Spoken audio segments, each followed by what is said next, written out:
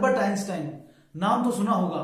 उनका कहना था कि क्रिएटिव एक्सप्रेशन और नॉलेज में इंटरेस्ट जगाना एक टीचर की सर्वोच्च कला है और इसमें एक टीचर के घंटों की मेहनत, विश्वास और देखभाल लगी होती है।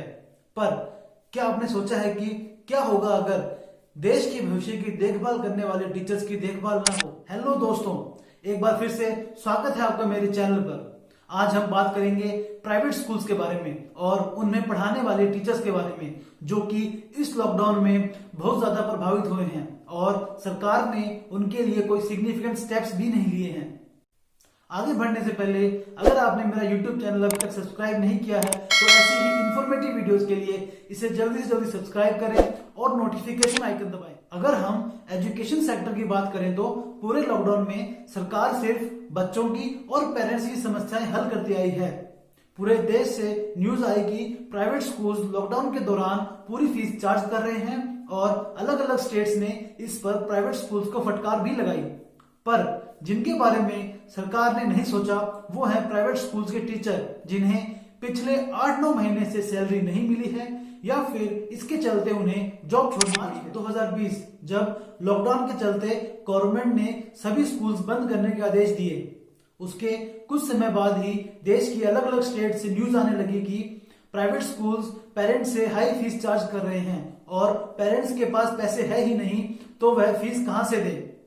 गवर्नमेंट ने तुरंत ही एडवाइजरी निकाली कि अगले 3 महीने तक प्राइवेट स्कूल्स पेरेंट्स से फीस नहीं ले सकते, यानी कि 3 महीने तक प्राइवेट स्कूल्स के पास नो पैसा। वो प्राइवेट स्कूल्स जिनके ऊपर 2 करोड़ से ज्यादा teaching and non teaching staff dependent हैं। अब सवाल ये आता है कि प्राइवेट स्कूल्स इन 2 करोड़ से ज्यादा लोगों को सैलरी कैसे देंगे।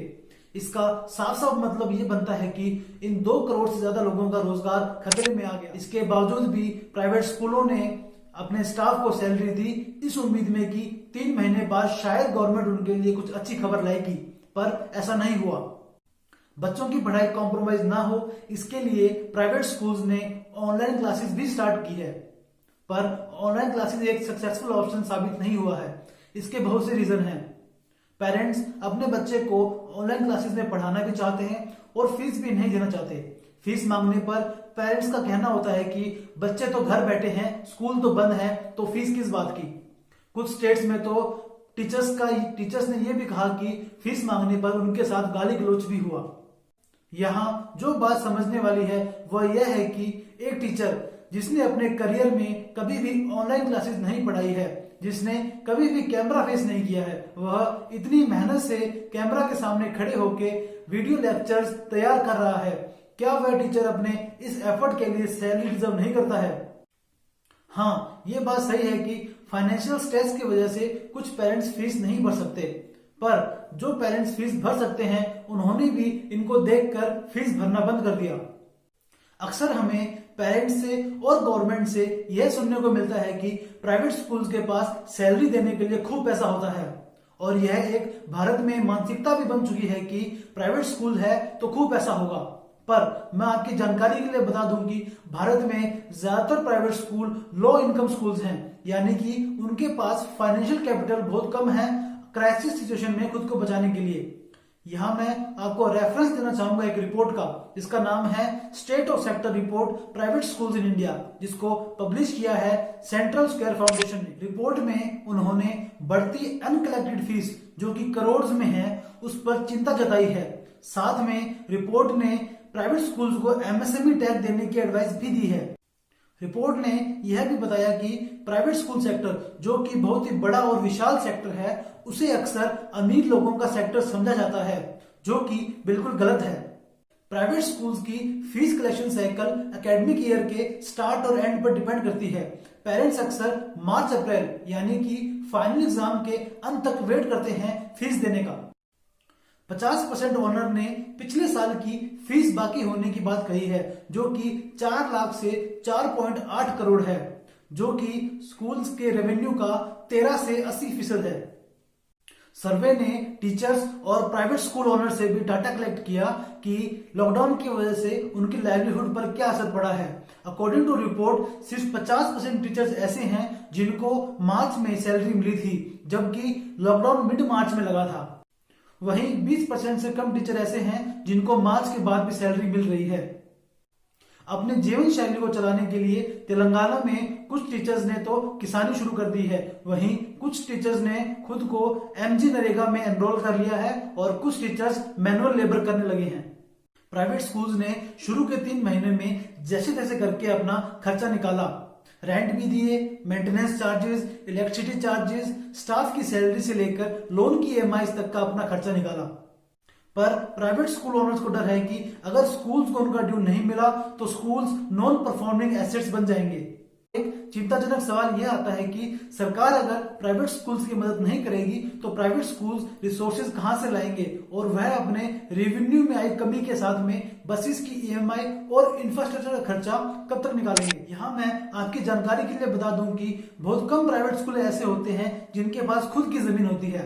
बाकी प्राइवेट स्कूल्स ने जमीन लीज पे ली होती है जिनका उन्हें मंथली पेमेंट या ईयरली पेमेंट करना पड़ता है। और इन्हीं चिंताओं के चलते हुए कुछ स्कूल ओनर्स ने डिप्रेशन की वजह से खुदकुशी भी कर ली।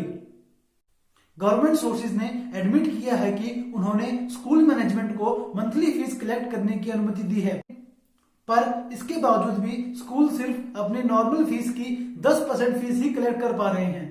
जहां लॉकडाउन में इतनी तकलीफें सहने के बाद में स्कूल मैनेजमेंट और प्राइवेट टीचर्स सरकार से यह उम्मीद करते हैं कि वह इनकी फाइनेंशियली हेल्प करेगी, वहीं दूसरी तरफ सरकार हेल्प करने के बजाय स्कूलों को फटकार लगाने से ही नहीं थक रही।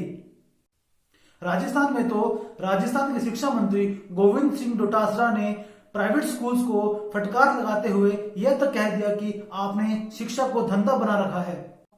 किसी एक स्टेट के शिक्षा मंत्री के द्वारा ऐसा बयान बिल्कुल भी सराहनीय नहीं है। राजस्थान में हुआ यूं कि राजस्थान सरकार ने प्राइवेट स्कूल्स को पेरेंट्स से लॉकडाउन के दौरान फीस लेने से साफ मना कर दिया, यानी कि जब तक लॉकडाउन चलेगा तब तक प्राइवेट स्कूल्स पेरेंट्स से फीस नहीं ले सकते। इसके विरोध में राजस्थान के टीचर्स और प्राइवेट स्कूल्स की मांग को लेकर राजस्थान हाईकोर्ट ने राजस्थान सरकार को इस पर प्रावधान बनाने के लिए कहा, जिसके बावजूद भी राजस्थान सरकार टीचर्स और प्राइवेट स्कूल्स को कुछ खास राहत नहीं दे पाई। यह बात बिल्कुल सही है कि इस पैंडेमिक के दौर में पेरेंट्स के पास स्कूल की फीस भरने के पैसे नहीं हैं, पर वहीं यह बात भी सही है कि इस पैंडेमिक के दौर में 2 करोड़ टीचर्स और नॉन टीचिंग स्टाफ का रोजगार खतरे में है। हम इस सिचुएशन का पूरा दोष पेरेंट्स को नहीं दे सकते, पर सरकार को भी अपनी रिस्पॉन्सिबिलिटी समझनी चाहिए। टीचर एक हेल्दी, रिस्पॉन्सिबल और रेजिलिएंट एजुकेशन सिस्टम की बैकबोन होते हैं, इसीलिए हर सोसाइटी में टीचर्स को एक रिस्पेक्टफुल पोजीशन दी जाती है। पर हमारी एजुकेटर कम्युनिटी अभी सीवियर स्ट्रेस में है and everyone should come out to help them. इस स्ट्रेसफुल सिचुएशन में पेरेंट्स को भी टीचर्स के टुवर्ड्स अपनी रिस्पॉन्सिबिलिटी से मुंह नहीं मोड़ना चाहिए और सरकार को भी नहीं। सरकार कम से कम इतना तो कर ही सकती है कि इस पैंडेमिक सिचुएशन में प्राइवेट स्कूल टीचर्स के लिए मंथली सैलरी डिवाइड कर दे, ताकि प्राइवेट स्कूल टीचर्स को अपना प्रोफेशन छोड़ के एज अ वेज लेबरर काम न करना पड़े। यह कोई छोटी समस्या नहीं है और सरकार को इसे हल्के में नहीं लेना चाहिए, क्योंकि हमारे टीचर्स आत्महत्या कर रहे हैं। यहाँ हमें समझना चाहिए कि टीचर सिर्फ किसी एक क्लास या सिर्फ किसी एक स्कूल को इंस्पायर नहीं करते, टीचर्स जनरेशंस को इंस्पायर करते हैं।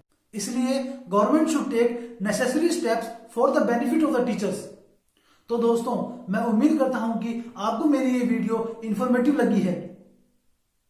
अगर आपको मेरी ये वीडियो इंफॉर्मेटिव लगी है तो प्लीज मेरे वीडियो को लाइक करें और मेरी आगे आने वाली ऐसी ही इंफॉर्मेटिव वीडियोस को देखने के लिए मेरे चैनल को सब्सक्राइब करें और बेल आइकन दबाएं ताकि आपको आने वाली वीडियोस की नोटिफिकेशन मिलती रहे। और अगर आप टीचर्स कम्युनिटी को सपोर्ट करते हैं तो मेरी वीडियो को ज्यादा से ज्यादा शेयर करें, ताकि यह वीडियो ज्यादा से ज्यादा टीचर्स तक पहुंचे और ज्यादा से ज्यादा लोगों तक पहुंचे, ताकि वो सिचुएशन की गंभीरता को समझे और टीचर्स कम्युनिटी को सपोर्ट करें। दोस्तों, इसी के साथ में मैं आपसे अलविदा चाहूंगा।